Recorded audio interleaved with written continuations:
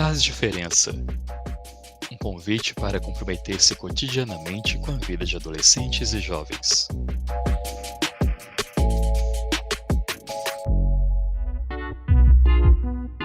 Olá, esse é o podcast Faz Diferença, uma série produzida pela Associação Imagem Comunitária e a Comissão de Prevenção à Letalidade de Adolescentes e Jovens, que faz parte do Fórum Permanente do Sistema de Atendimento Socioeducativo de Belo Horizonte. Ela leva até você propostas que geram impacto positivo na promoção da vida da juventude em situação de vulnerabilidade e risco social. A ideia aqui é conversar com agentes públicos, pesquisadores, militantes e quem mais se engaja na luta pelos direitos dessa população. Vem com a gente! A porta de entrada do sistema de justiça juvenil conhece bem os adolescentes que costumam atravessá-la. Pobres, negros e moradores de periferia, ali dentro eles se tornam adolescentes em conflito com a lei ou autores de ato infracional, expressões que tentam dar conta de um universo cada vez mais numeroso. Vale destacar que estamos falando do mesmo público que figura a parcela mais significativa dos índices de morte violenta e precoce, como abordamos no primeiro episódio. Entre tantas histórias que se repetem, perceber cada um desses adolescentes como seres humanos singulares faz diferença na construção de outros caminhos possíveis. Para essa conversa, convidamos o psiquiatra e psicanalista Musso Greco, coordenador do Desembolo na Ideia, e o promotor da 23ª Promotoria de Justiça da Infância e Juventude Infracional de Belo Horizonte, Márcio Rogério. Cada um de vocês encontra os adolescentes em contextos bem diferentes e que, sem dúvida, acabam impactando o trabalho desenvolvido. Como encontrar o singular de cada vida num consultório de atendimento, numa oficina de arte e cultura ou mesmo numa audiência? Todos os meses, a Polícia Militar encaminha cerca de 600 adolescentes ao CIA acusados de suposta prática de algum ato infracional. Encontrar o singular de cada vida entre tantas histórias que se repetem é fundamental no trabalho com esses adolescentes jovens, mas nem sempre é fácil estabelecer com eles uma comunicação adequada, inclusive em função do lugar que ocupamos enquanto autoridades encarregadas de um processo de responsabilização. Não é fácil receber e ouvir todas as semanas dezenas de adolescentes acusados de atos infracionais, especialmente porque sabemos que quase todos eles sofreram graves violações de direitos desde a infância. São em sua maioria negros, são pobres, moradores das periferias, evadidos das escolas e expostos desde pequenos ao aliciamento pelo tráfico de drogas, que fica sempre de tocaia na porta da casa deles, na esquina da rua onde eles moram. Sofrem o apelo dos bens de consumo que estão fora de seu alcance e se deixam seduzir pela visibilidade que a delinquência parece prometer. Nesse contexto, a função da Justiça da Infância e da Juventude é decidir se eles devem ser responsabilizados por seus atos e em que medida devem ser responsabilizados, observado o devido processo, garantido o direito de defesa e contraditório a todos eles. A gente precisa estar atento ao modo como cada um subjetiva seu mal-estar, como cada adolescente faz, o que cada adolescente faz com a sua divisão subjetiva.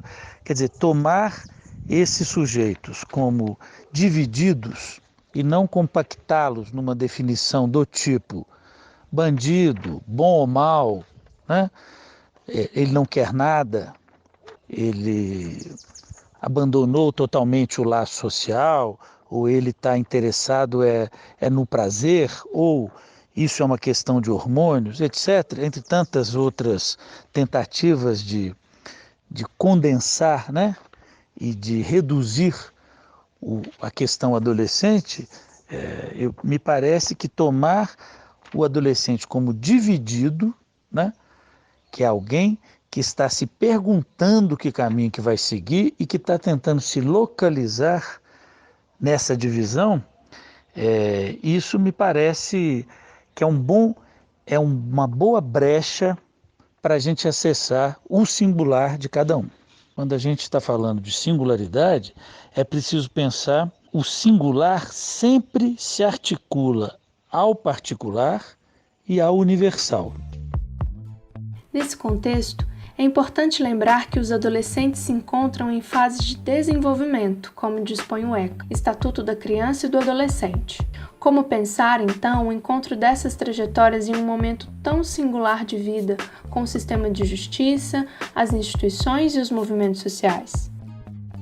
Eu diria, com risco de simplificar, né, porque eu não acho que tenha maneira de fazer um manual a respeito disso, mas a primeira coisa que me ocorre seria seguindo uma ética e não um ideal.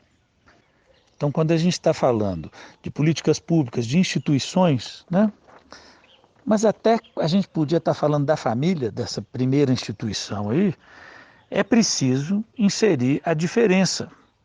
Né? É preciso aceitar que há circulação de diversos modos de dar conta dos impasses da adolescência. Então, um modo de fazer isso é não imobilizar o sujeito adolescente. Tampouco os pais, ou o sistema educacional, ou o sistema socioeducativo, né? Em significações e julgamentos reducionistas, totalizantes, né? Deixando aberto um intervalo sempre para uma pergunta: quem é esse adolescente? Por que se envolveu neste tipo de ato? Como é que será que vai vigorar o laço social para ele? Para cada um, para cada história subjetiva, vai haver sempre uma especificidade do que será colocado como diferente, a partir de uma lógica singular em cada contexto social, com suas próprias determinações e contingências. É um desafio muito difícil fazer com que esses adolescentes e jovens passem a ser percebidos como pessoas que importam e que suas vidas devem ser protegidas. Primeiro, é preciso que os serviços e programas de atendimento sejam capazes de se comunicar de forma mais eficiente com os adolescentes e jovens, falar a linguagem deles, entender e respeitar os valores que eles prezam. É preciso criar vínculos para conquistar confiança, pois somente assim é possível ser ouvido e considerado pelos jovens, quando dissermos a eles que suas vidas importam e que podem ter um futuro bom. A meu ver, isso é fundamental para todo o processo educativo com crianças e adolescentes, especialmente aqueles em condição de vulnerabilidade social. Em segundo lugar, é essencial fortalecer as políticas públicas para as juventudes, especialmente aquelas que têm maior potencial para reduzir fatores de violência e criminalidade, que são o esporte, a cultura, o lazer e a profissionalização, além da educação formal, é claro. Na minha atuação, a maneira de fazer diferença para que esses adolescentes possam ser percebidos como pessoas que importam e vidas que devem ser protegidas é, basicamente, escutando-os, um a um. Não deixe de conferir a série completa do podcast Faz Diferença. No terceiro episódio, convidamos o juiz auxiliar da Vara Infracional da Infância e Juventude de Belo Horizonte, Afrânio Nardi, e o poeta e militante do Fórum das Juventudes da Grande BH, Leandro Zerê, para um bate-papo sobre como humanizar os serviços e os profissionais da rede de assistência. E se você também faz diferença no encontro com adolescentes e jovens e quer compartilhar a sua experiência, entre em contato com a gente pelas nossas redes sociais ou pelo e-mail oquefazdiferença@gmail.com.